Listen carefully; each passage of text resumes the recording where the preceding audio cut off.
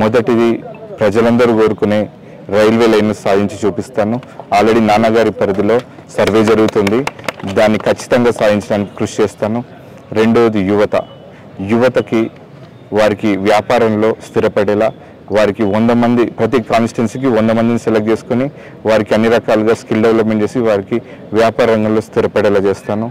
3, retired employees వారందరికీ ఒక మంచి భవనం నిర్మించి వారందరికీ ఒక భవనం నిర్మించిస్తాను. వనపర్తి రిటైర్డ్ ఎంప్లాయీస్ ఖచ్చితంగా టూరిజంలో టెంపుల్ని కూడా డెవలప్ చేస్తాము. అవసరమైతే ప్రసాద్ స్కీమ్ కింద రేపు ఆ టెంపుల్ని ప్రత్యేక దృష్టి సారిస్తాం.